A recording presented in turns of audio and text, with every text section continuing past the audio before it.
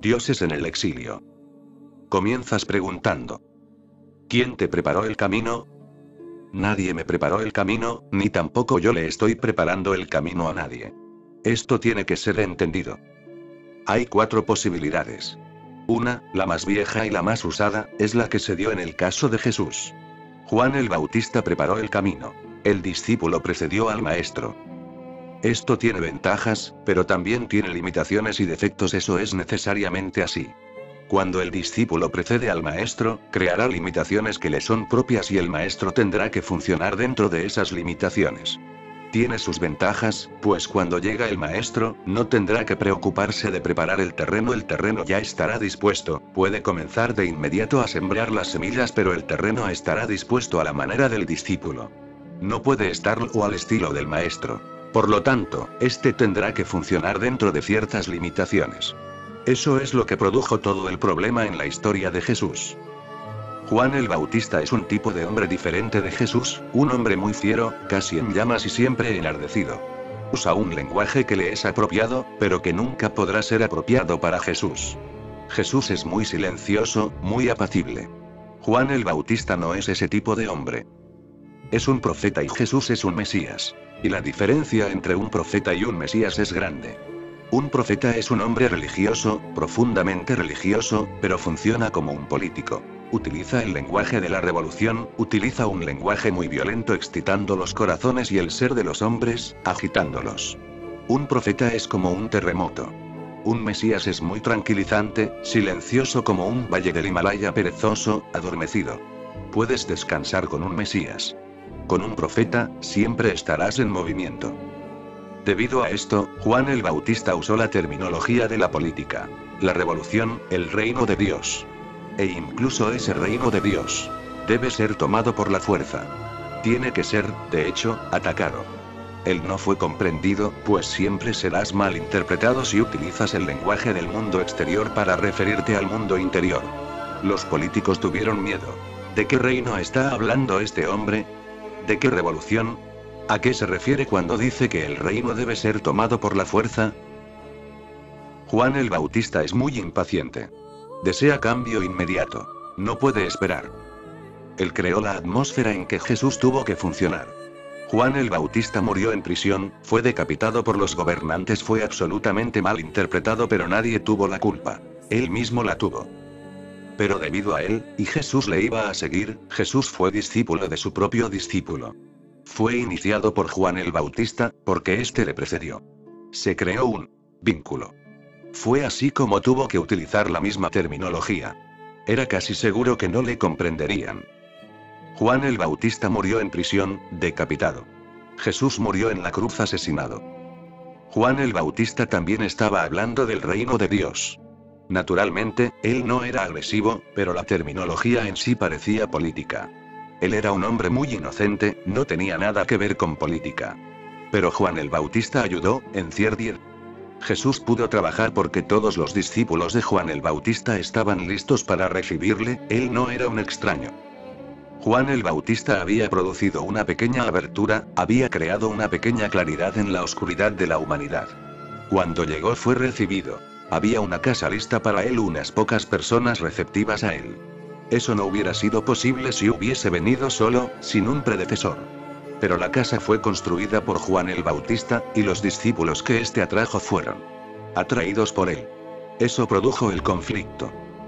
Este es el formato más antiguo. El maestro es precedido por un discípulo que cumple el rol de predecesor y prepara el terreno. Debido a sus defectos y limitaciones, ha habido otra forma, la opuesta. Ramakrishna es sucedido por Vivekananda. No es precedido por nadie. El maestro viene primero, y entonces le sigue el discípulo.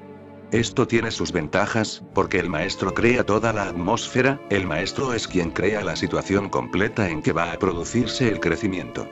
¿Cómo van a desenvolverse las cosas? Él da el lenguaje, el patrón, la dirección, la dimensión. Pero esto tiene defectos, porque el maestro es infinito. Y cuando llega el discípulo, este resulta ser muy finito. Y entonces el discípulo tiene que elegir, porque no puede moverse en todas direcciones. El maestro puede estar mostrando todas las direcciones, te puede estar guiando hacia el infinito. Pero cuando el discípulo llega, debe elegir, debe seleccionar, y entonces fuerza su propio patrón en ello. Ramakrishna fue sucedido por Vivekananda. Ramakrishna es uno de los florecimientos más grandiosos que hayan ocurrido nunca. Vivekananda es el profeta. Ramakrishna es el Mesías, pero Vivekananda determinó todo el rumbo. Las inclinaciones de Vivekananda eran de tipo extrovertido, no de tipo introvertido. Sus propias inclinaciones apuntaban más hacia la reforma social, hacia el cambio político. Estaba más interesado en traer riquezas a la gente, en destruir la pobreza y el hambre. Cambió enteramente el rumbo. La misión Ramakrishna no es fiel a Ramakrishna. La misión Ramakrishna es fiel a Vivekananda. La misión Ramakrishna funciona ahora como un servicio social. Siempre que hay hambruna, están allí para servir a la gente. Cuando hay un terremoto, están ahí para servir a la gente. Cuando hay una inundación y ninguna de estas cosas falta en la India, ellos están ahí. Son buenos servidores, pero la revolución interior de Ramakrishna ha desaparecido completamente dentro del desierto de Vivekananda. Ramakrishna funcionó más libremente que Jesús, porque no tuvo un patrón preconcebido. Vivió más espontáneamente que Jesús. No tuvo ningún límite. Pudo funcionar en cualquier dirección. Podía volar como un pájaro en el cielo, no había ninguna limitación. Pero luego llega el discípulo. Él organiza, y, naturalmente, lo organiza a su manera. Las dos maneras tienen ventajas, y las dos tienen defectos. También existe una tercera posibilidad, que nunca ha sido utilizada antes.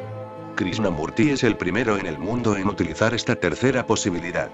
La tercera posibilidad consiste en negar a ambos. Predecesores y sucesores, a ambos.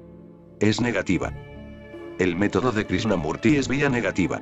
Así entonces, primero negó a aquellos que le prepararon el terreno.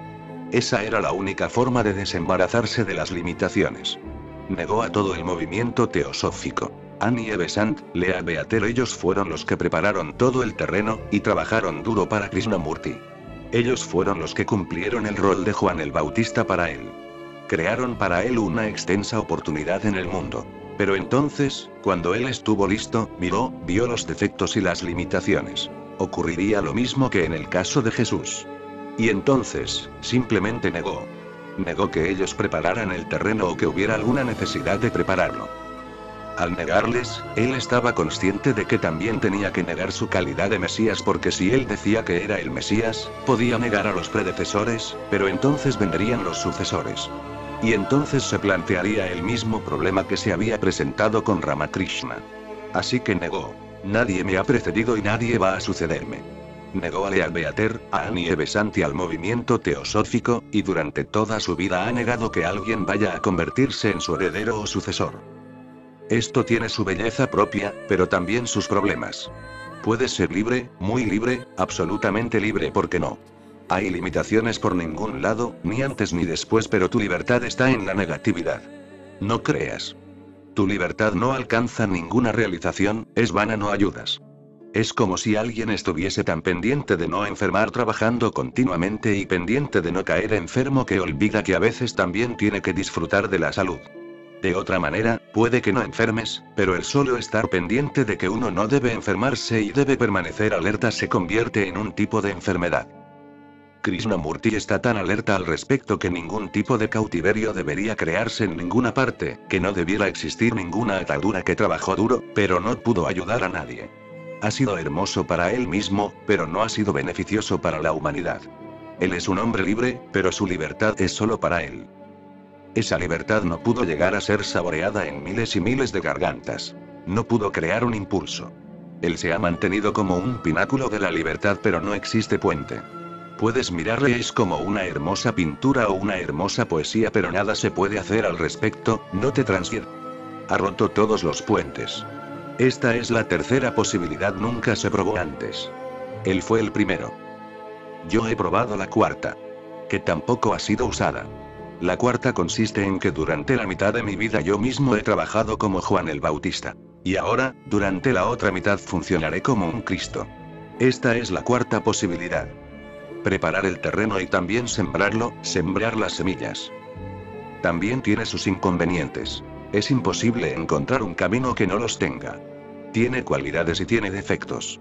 La ventaja es que soy ambos. Por lo tanto soy, en cierta forma, totalmente libre. Todo lo que he hecho en mi primer paso lo hice sabiendo perfectamente bien cuál iba a ser el segundo paso. El Juan el Bautista que había en mí conocía perfectamente bien al Cristo que iba a seguirle. Ambos se hallaban en profunda armonía. Son una persona. No hay problema en ello. Por lo tanto, el Juan el Bautista que había en mí no podía crear ninguna limitación para el Jesús que iba a seguirle libertad total. Y ningún Vivekananda me va a seguir. Yo soy mi propio Vivekananda y soy mi propio Juan el Bautista. Por lo tanto, nadie puede limitarme en forma alguna cuando me haya ido. Y soy positivo. Si Krishnamurti es vía negativa, yo soy vía positiva. He aceptado ambos papeles, y tengo una cierta libertad que ni siquiera Krishnamurti puede tener. Él tiene que negar constantemente, y la negación en sí se convierte en una preocupación, en una profunda ansiedad. No tengo nada que negar. Solo tengo que decir que sí a la totalidad. Pero existen problemas, y el problema más grande es que siempre seré contradictorio. Todo lo que ha dicho Juan el Bautista, tendrá que contradecirlo el Cristo que hay en mí. Siempre seré contradictorio. Durante muchos años me estuve moviendo, llegando a cada persona, a cualquiera que tuviera alguna capacidad de crecimiento. Nunca nadie pensó que algún día el vagabundo que había en mí simplemente se sentaría en su habitación cerrada y que ni siquiera saldría de esa habitación contradictorio. Durante años hablé en términos de revolución. Naturalmente Juan el Bautista tiene que hablar de esa manera. Entonces, de repente, dejé de hablar de la revolución, de la sociedad, del bienestar de la humanidad. Olvidé todo al respecto. Ahora solo existe el individuo. Contradictorio. Si observas, puedes encontrar dos corrientes paralelas, y la primera corriente ha estado en constante contradicción con la otra corriente. Durante esos muchos años, el Acharya, el Juan el Bautista, estaba haciendo una cosa. Ahora el Bhagwan, algo completamente diferente, está haciendo algo totalmente contradictorio. Más tarde, será imposible decidir si este hombre era uno solo o dos. Y me figuro que algún día alguien sospechará que este hombre eran dos, porque las contradicciones son obvias, y no hay manera de resolverlas. Este es el problema conmigo, pero alguien tenía que probar la cuarta posibilidad, y estoy feliz de haberla probado yo. Cada cosa en esta tierra tiene sus inconvenientes, así que no puedes escapar de los inconvenientes. Por una u otra parte aparecerá el problema. Por lo tanto, es solamente cuestión de elección lo que a ti te acomode. Esto me acomoda perfectamente. Ser libre para contradecirse es un gran prodigio, porque así no me preocupo en absoluto de lo que digo. No guardo cuentas, no necesito preocuparme acerca de lo que dije ayer. Puedo contradecirme. Esta es una gran libertad. Y si me amas, sé que encontrarás en lo profundo de mí que las contradicciones ya están resueltas. Pero eso le ocurrirá solo a aquellos que confían, eso solo le sucederá a aquellos que se acerquen más y más a mí. Todas las contradicciones están en la superficie. En mi interior ya están resueltas, porque soy uno. Funcioné como Juan el Bautista. Ahora funcionaré como Cristo. Así que nadie me ha precedido, y nadie será mi sucesor. Soy un círculo perfecto. ¿Por qué vacilo en disfrutar cualquier cosa? El goce no está permitido. Estás condicionado en contra del goce. Desde tu infancia misma te han enseñado que si estás contento, significa que algo anda mal. Si eres desgraciado, todo está bien. Nadie se preocupa si eres desgraciado. Pero si estás demasiado contento, todo el mundo se inquieta por ti. Debes haber hecho algo malo. Cuando quiera que un niño está contento, los padres empiezan a buscar la causa. Debe haber hecho alguna fechoría o algo. ¿Por qué está tan alegre? Los padres no están contentos. Sienten profunda envidia de la alegría del niño. Puede que no se den cuenta de ello, pero están envidiosos. Es fácil tolerar la desgracia de otros, pero es casi imposible tolerar la felicidad de los demás. Estaba leyendo una anécdota. Un padre muy religioso estaba educando a su hijo lo mejor posible. Un día, cuando iban a ir a la iglesia, le dio al muchacho 2 monedas. Una rupia y una piastra. También le dio a elegir. Que pusiera lo que creyera adecuado en el plato de donativos de la iglesia. Podía elegir la rupia o la piastra. Naturalmente, el padre creía y esperaba que pondría la rupia en el plato. Él había sido educado de esa manera, podía esperarse eso de él, se podía confiar. El padre esperó. Al salir de la iglesia, estaba muy ansioso por saber lo que había pasado. Preguntó al muchacho: ¿qué hiciste? Una rupia es mucho más valiosa que una piastra, N. Del T, el chico admitió que había donado la piastra y se había guardado la rupia para él. El padre no lo podía creer. Dijo, ¿por qué? ¿Por qué hiciste eso? Siempre te hemos inculcado grandes principios. El muchacho dijo, ¿me preguntas por qué? Te diré la razón. Primero habló el sacerdote en la iglesia. En su sermón dijo, y 39. Dios ama al que da alegremente y 39. Pude donar la piastra alegremente pero no la rupia. Dios ama al que da alegremente. Estoy absolutamente de acuerdo con el muchacho. Lo que hagas no es el problema. Eres religioso si puedes hacerlo alegremente. Puede que sea una moneda de una piastra, no importa. Es inmaterial, porque la verdadera moneda que estás dando es tu alegría. Pero desde muy al principio, a cada niño le enseñan a no ser tan alegre. Ser alegre es ser infantil. Ser alegre es ser natural, pero no civilizado. Ser alegre equivale, de algún modo, a ser primitivo, inculto. Por lo tanto, has sido educado para no ser alegre, y todo lo que siempre has disfrutado fue condenado una y otra vez. Si te divertías corriendo y gritando alrededor de la casa, siempre había alguien que estuviese ahí diciendo: deja de hacer tonterías. Estoy leyendo el periódico. Como si el periódico fuera algo muy valioso. Un niño gritando y corriendo es una vista mucho más hermosa que cualquier periódico. Y el niño no puede entender. ¿Por qué tengo que detenerme? ¿Por qué no dejas de leer tu periódico? El niño no puede entender. ¿Qué hay de malo en que corra y esté alegre? Detente. Toda la jovialidad es suprimida, el niño se pone serio. Ahora se sienta en una esquina y se siente infeliz. La energía necesita movimiento. El niño es energía, se deleita en ella. Quiere moverse y bailar y gritar y chillar. Está tan lleno de energía que desea rebalsarse, pero todo lo que hace es malo. O la madre le dice: quédate tranquilo, o se lo dice el padre, o la sirvienta, o los hermanos o los vecinos. Todo el mundo parece estar en contra de ese fluido de energía. Sucedió una vez que la esposa de Mullah Nasruddin se hallaba muy furiosa. Su pequeño hijo estaba molestando mucho, creando mucho fastidio. Finalmente, agotada, empezó a correr tras él, quería zurrarle bien, pero él huyó hacia arriba, y se escondió debajo de la cama. Ella se esforzó mucho, pero no pudo sacarlo de ahí. Y era una mujer muy gorda, así que no pudo meterse debajo, por lo tanto, le dijo: espera, ya verás cuando llegue tu padre. Cuando Mullah Nasruddin llegó, ella le contó toda la historia. Él respondió: no te preocupes. Déjamelo a mí. Yo lo arreglaré. Así que subió, caminando muy silenciosamente. Miró debajo de la cama y se quedó sorprendido de la manera en que el muchacho le dio la bienvenida. El muchacho dijo: hola papá, ¿también a ti te está persiguiendo? Todo el mundo le persigue. El exceso de energía les resulta molesto. Y eso es una delicia para el niño. Él no pide mucho. Simplemente, pide un poco de libertad para ser feliz y ser él mismo. Pero eso no se le concede. Es hora de ir a dormir. Cuando él no tiene ganas de ir a dormir, es hora de hacerlo. Tiene que obligarse a sí mismo. ¿Y cómo vas a forzar el sueño? ¿Has pensado alguna vez en ello? El sueño no es algo voluntario, ¿cómo puedes forzarlo? Se da vueltas en su cama infeliz, desgraciado, y no se imagina cómo va a conciliar el sueño. Pero ya es hora. Hay que producir sueño, porque de otro modo, irá en contra de las reglas.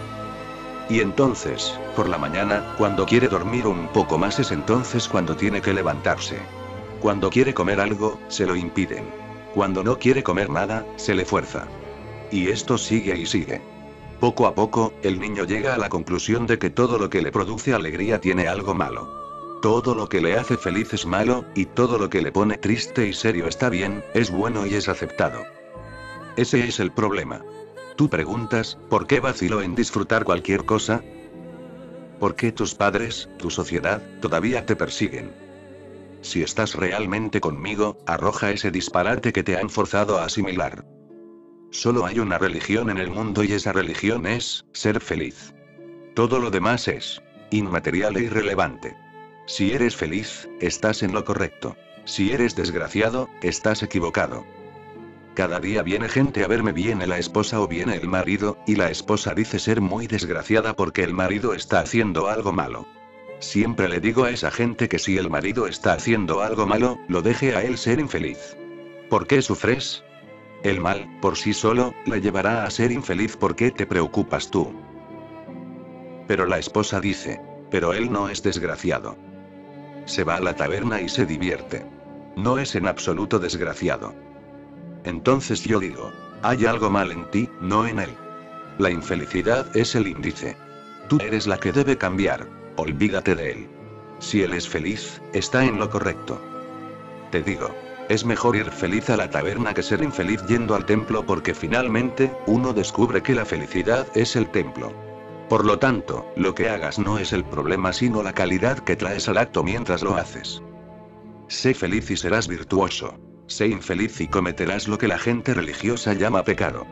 Debes haberles oído decir que el pecador sufrirá algún día en el futuro, en alguna vida futura, y que el santo será feliz en algún momento futuro, en una vida futura. Yo digo que esto es absolutamente falso. El santo es feliz aquí y ahora, y el pecador es infeliz. La vida es inmediata, no espera tanto. Por lo tanto, si te sientes infeliz, significa que has estado haciendo algo malo contigo mismo. Si no puedes disfrutar, si aparece algún tipo de vacilación, si sientes temor, culpa, quiere decir que la sombra de tus padres aún acecha desde algún rincón. Puede que estés disfrutando o tratando de disfrutar un helado, pero en lo profundo del inconsciente acecha la sombra del padre o de la madre. Esto es malo. No comas demasiado, va a hacerte daño. Estás comiendo, pero la vacilación está allí. La vacilación demuestra que existe contradicción. Trata de entender tu vacilación y tírala a un lado. Y este es uno de los fenómenos más increíbles. Si arrojas la vacilación, puede ocurrir que dejes automáticamente de comer demasiado helado, porque comer demasiado puede ser parte de ello. Cuando ellos lo prohibieron, crearon simultáneamente cierta atracción. Cada prohibición produce atracción. Ellos dijeron, no lo comas, y eso ha producido una atracción hipnótica, magnética, hacia el helado. Si dejas de estar indeciso, dejas a un lado todas las voces paternales, toda la educación a que te obligaron a someterte. Puede que repentinamente comiences a ver el helado como una cosa corriente. A veces uno puede disfrutarlo, pero no es un alimento. No tiene valor nutritivo, puede ser hasta perjudicial. Pero entonces entiendes. Si es perjudicial, comprendes y no lo comes. Y siempre puedes comerlo de vez en cuando, a veces, hasta las cosas perjudiciales no lo son tanto. De vez en cuando puedes disfrutarlo, pero no existe la obsesión de comer grandes cantidades, esa obsesión forma parte de la represión. Arroja las vacilaciones. La gente viene a mí y me asegura que quieren amar, pero dudan. Quieren meditar, pero dudan. Les gustaría bailar, pero dudan. Si esta indecisión está ahí y sigues alimentándola, toda tu vida será un desperdicio. Ya es hora. Arrójala. Y no es necesario hacer nada más. Solo toma conciencia de que esta es solamente la forma en que te criaron, nada más. Con conciencia, puedes deshacerte de ella. No forma parte de tu ser. Está solamente en tu mente, es solo una idea que ha sido forzada sobre ti. Se ha convertido en un viejo hábito y un hábito muy peligroso, porque si no puedes disfrutar, ¿para qué está la vida? Y esta gente que no puede disfrutar nada. Amor, vida, comida, una bella escena, un crepúsculo, una mañana, hermosa ropa, un buen baño, pequeñas cosas, cosas corrientes. Si no puedes disfrutar estas cosas, y hay gente que no puede disfrutar nada, comienzan a interesarse en Dios. Son la gente más difícil. Nunca pueden alcanzar a Dios. Dios disfruta con estos árboles. De otra manera, ¿por qué sigue creándolos? Él no está harto en absoluto, en absoluto. Durante milenios, Él ha estado trabajando en árboles, flores y aves, y sigue escuchando, sigue reemplazando. Nuevos seres, nuevas tierras, nuevos planetas. Él está, realmente, lleno de color. Mira la vida, obsérvala, y verás el corazón de Dios tal como es. La gente muy rígida, incapaz de disfrutar nada, incapaz de relajarse, incapaz siquiera de disfrutar un buen sueño, son aquellos que se interesan en Dios. Y se interesan por razones equivocadas. Piensan que tienen que buscar a Dios porque la vida es inútil y vana. Recuérdalo. Su Dios está en contra de la vida. Gurdjieff solía decir, he buscado en todas las religiones, en todas las iglesias, mezquitas y templos, y he concluido que el Dios de la gente religiosa está en contra de la vida. ¿Y cómo va a estar Dios en contra de la vida? Si Él está en su contra, no hay motivo por el cual la vida deba existir, o por el cual se permita que ésta exista. Por lo tanto, si tu Dios está en contra de la vida, significa que tú, para tus adentros, estás en contra del Dios verdadero. Estás siguiendo a un Godot, no a Dios. Y 39. Dios es la plenitud misma, Dios es la fragancia misma de la vida, Dios es la unidad orgánica total de la vida. Dios no es algo que exista como una roca muerta, Dios no es estático. Dios es un fenómeno dinámico. Dios no existe, sucede. Cuando estás listo, sucede. No pienses que Dios existe en alguna parte y que tú encontrarás una manera de llegar a Él. No, no hay ningún sitio, y no hay ningún Dios que te esté esperando en alguna parte. Dios es algo que te sucede cuando estás listo. Cuando estás listo, cuando la tristeza ha desaparecido y puedes bailar, cuando la pesadez ha desaparecido y puedes cantar, cuando la pesada carga del condicionamiento ya no está en tu corazón y puedes fluir, Dios sucede. Dios no es una cosa que exista. Él es algo que sucede. Es una unidad dinámica y orgánica.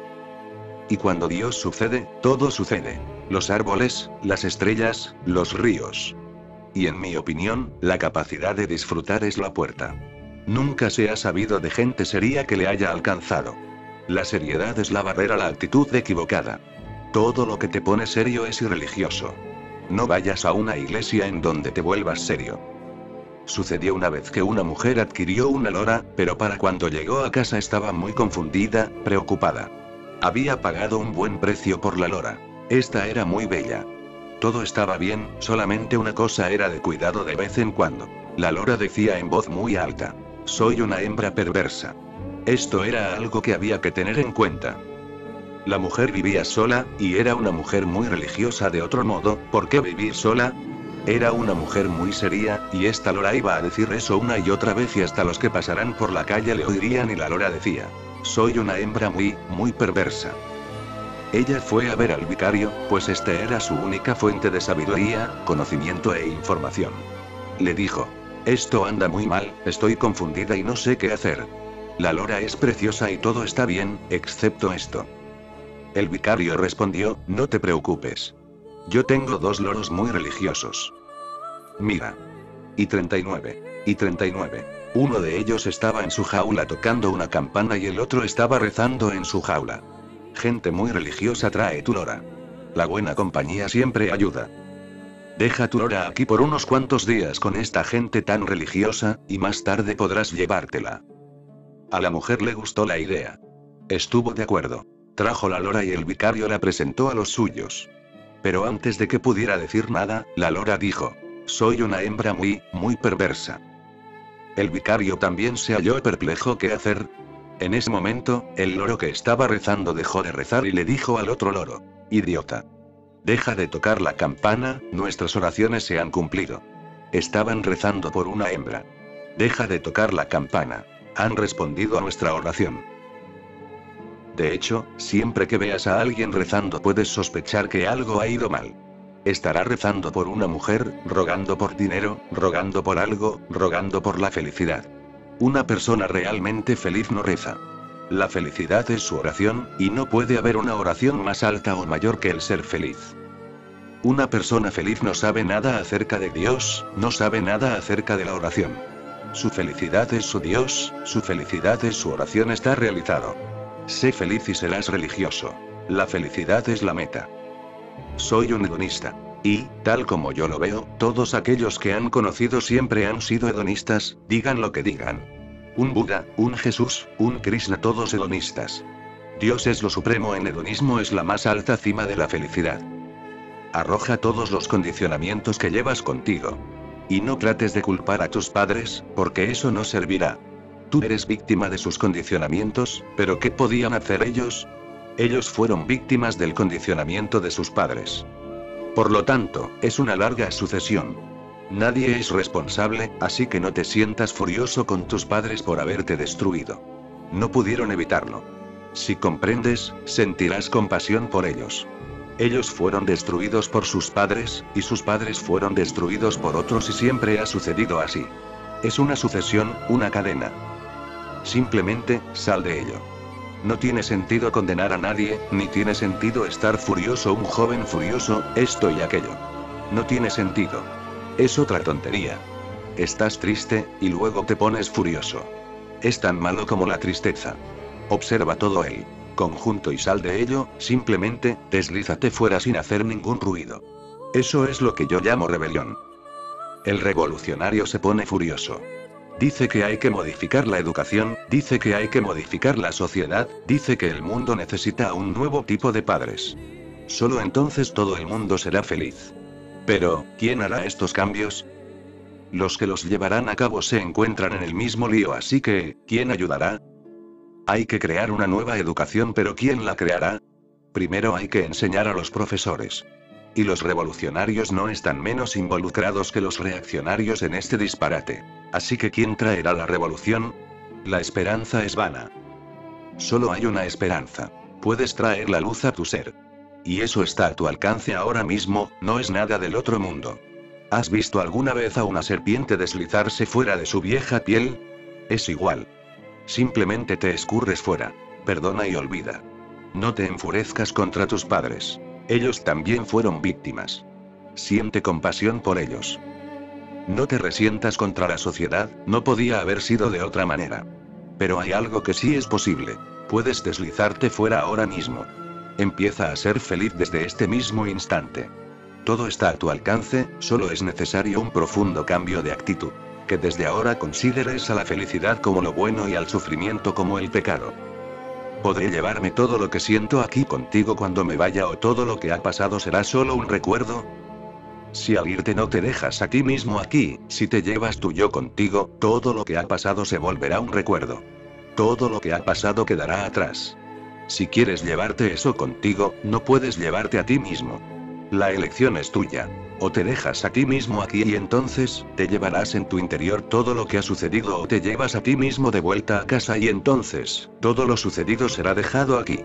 La elección es tuya. Si puedes abandonar el ego, todo lo que está pasando será real.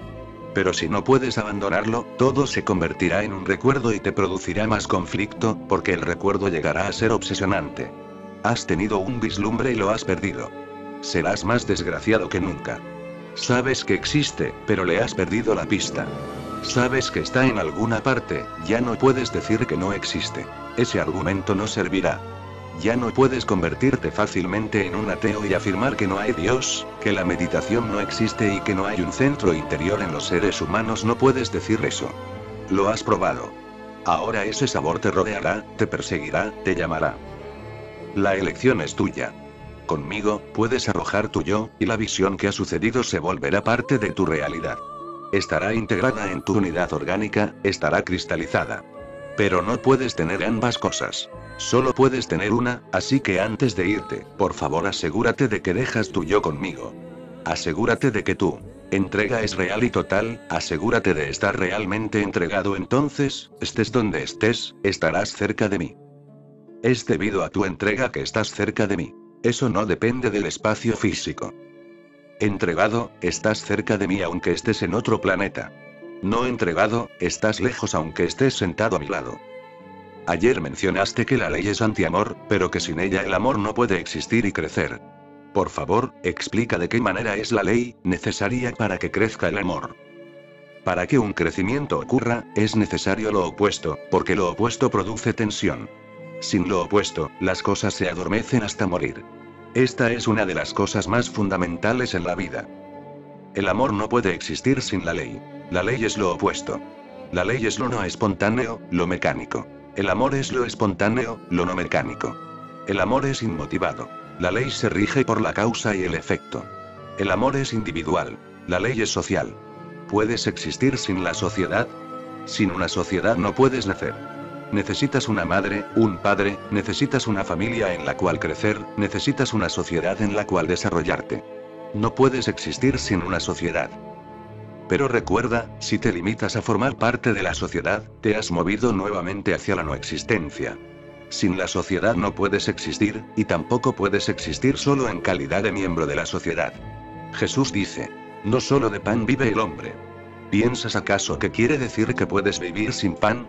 No solo de pan vive el hombre es verdad, absolutamente cierto, pero, ¿acaso puede vivir sin pan? No, eso tampoco es posible. El hombre necesita pan. Es necesario, pero no suficiente.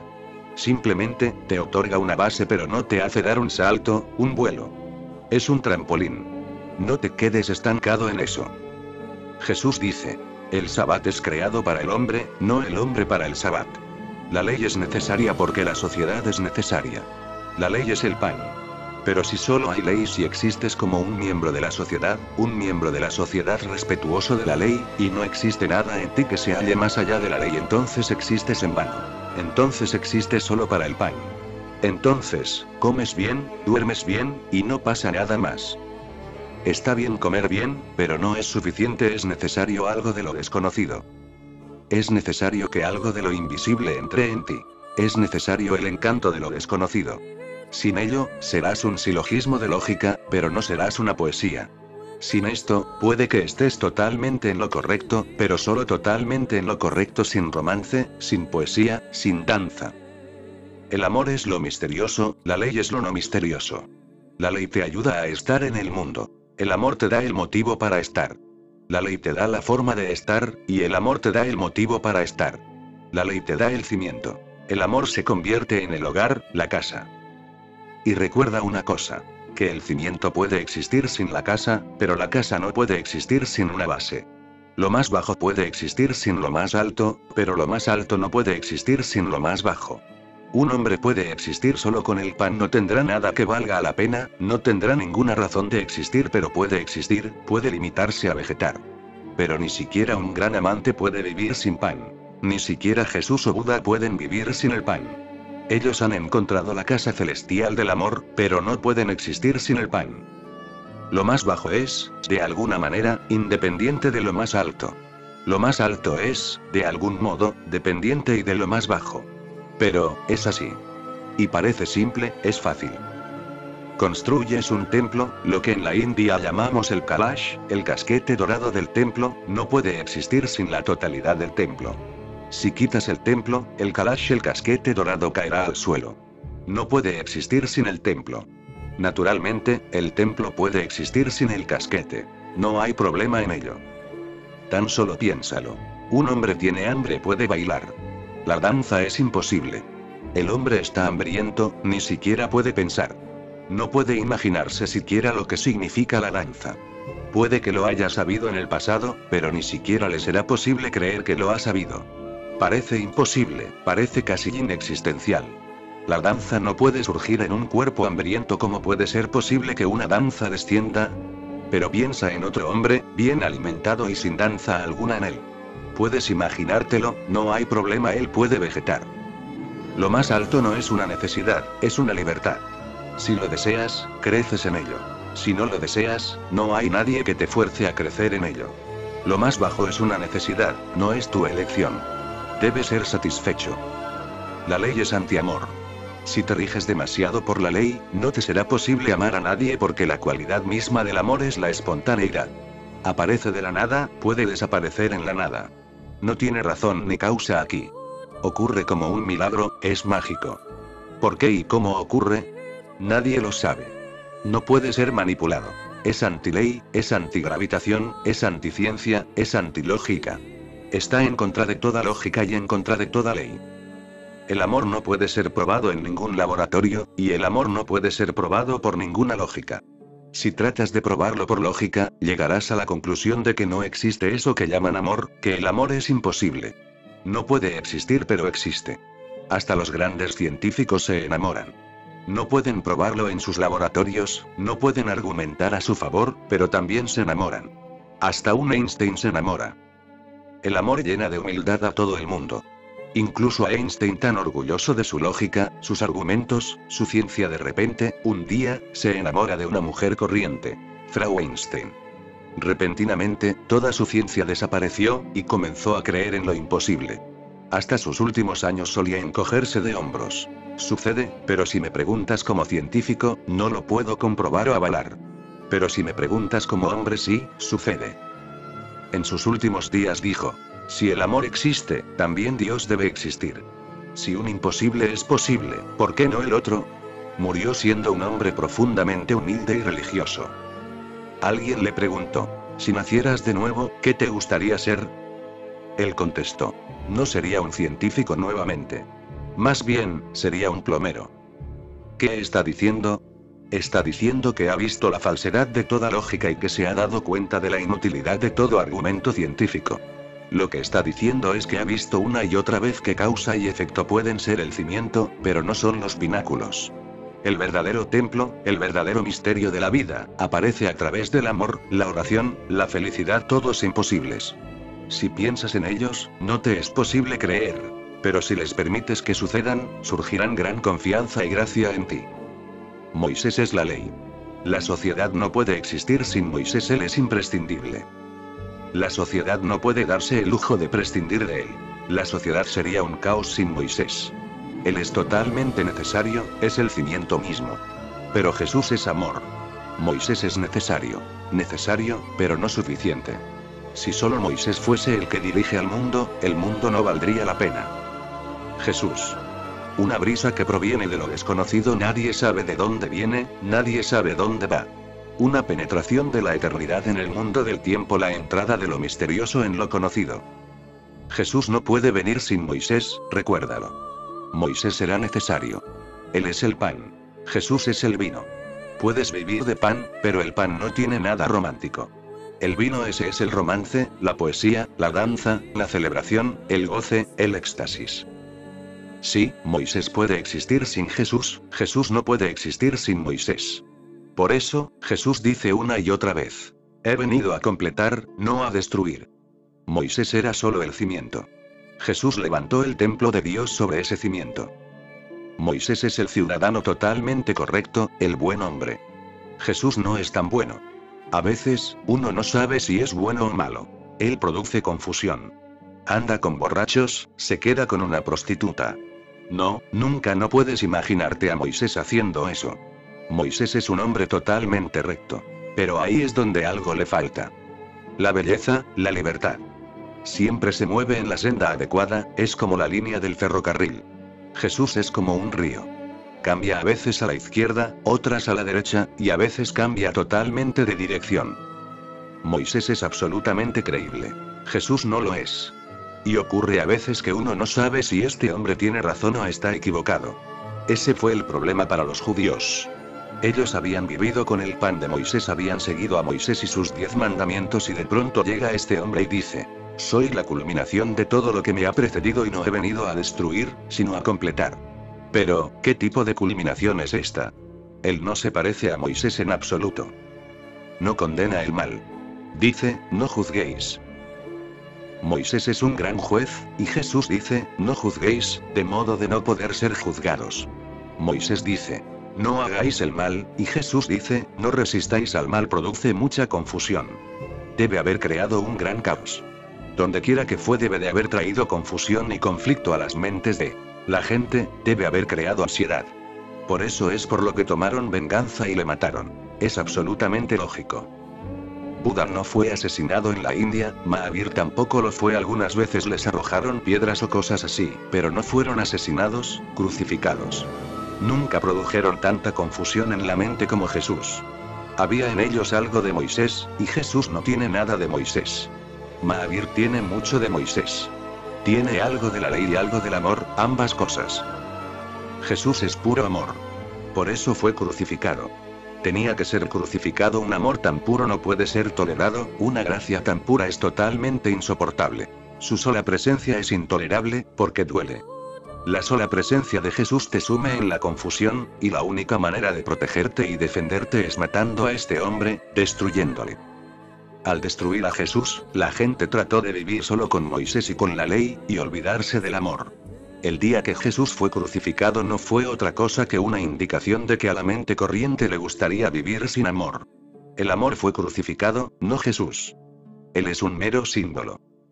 Existen muchas complicaciones. Los judíos nunca han logrado entender por qué este hombre, Jesús, influyó tanto al mundo entero y no logró influir en absoluto a los judíos. Los judíos son grandes eruditos, sus rabinos son grandes sabiondos. Han intentado probar que Jesús no dijo ni una sola palabra nueva, que todo lo que dijo está en las escrituras judías.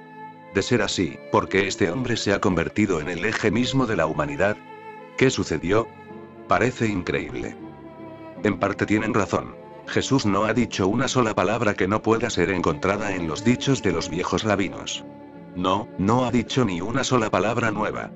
Pero no es por eso que Él es único. Es único por la forma en que las ha dicho, no por las palabras, sino la forma en que las ha afirmado. En el Viejo Testamento, te cruzas una y otra vez con la expresión, el Señor ha dicho, pero eso no es característico de Jesús. Cuando Él dice esto, dice, yo os digo, no el Señor. Él es el Señor. El Viejo Testamento dice, el Señor dice esto. Jesús dice, yo os digo. Los viejos rabinos tartamudean, Jesús habla. La gloria de los viejos rabinos es prestada, la de Jesús es suya propia.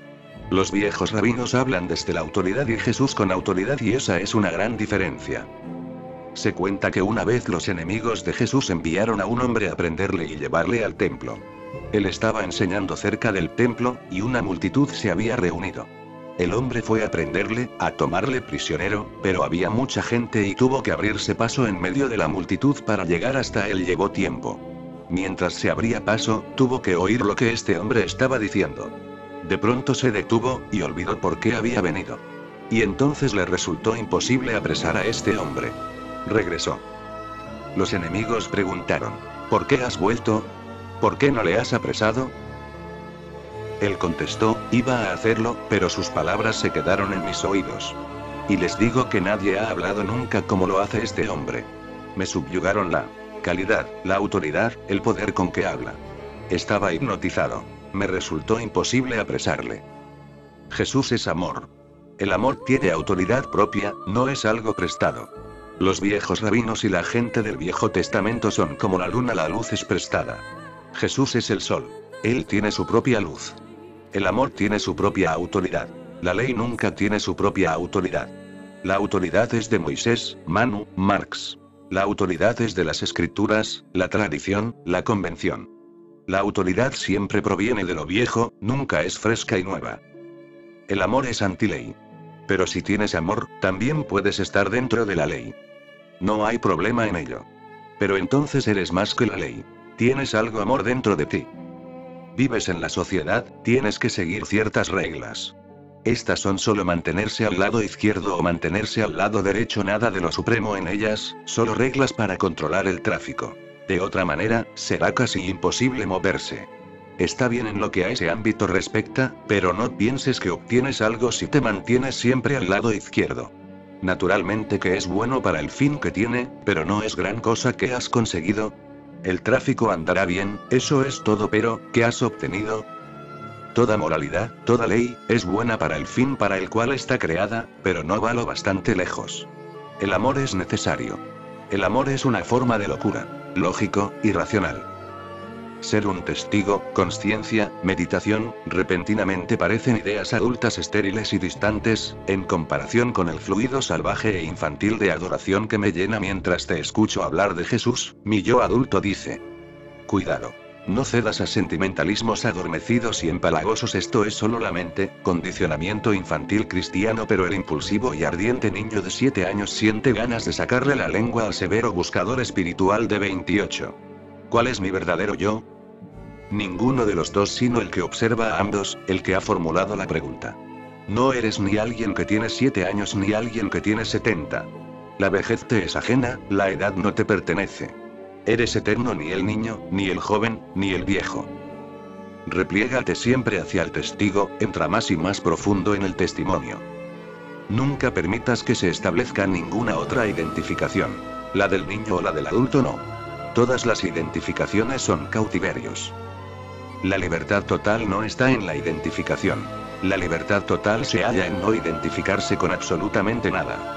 Algún día, cuando todas las identificaciones se rompan y caigan como se caen las ropas y te halles absolutamente desnudo en tu libertad, entonces sabrás quién eres.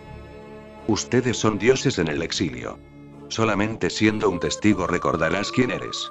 Entonces, desaparece todo el sufrimiento, desaparece toda la pobreza. Tú eres el mismísimo reino de Dios. ¿Por qué das sanyas a tantos tipos estrafalarios? Esto es de Anand Bodhisattva. De otra manera, Bodhisattva, ¿cómo podrías tú ser un sannyasin? Me encantan los tipos estrafalarios. Son buena gente. Todo el mundo es aceptado. No pongo condiciones, porque no me fijo en tu aspecto. No me interesa tu apariencia. Los miro a ustedes, y ustedes son dioses en el exilio, quizás a veces con ropas sucias, otras veces con la cara sin lavar. Pero, aún así, un dios. A veces pareces un tipo estrafalario, pero no lo eres. Dado que puedo ver en la profundidad de tu realidad, te acepto totalmente.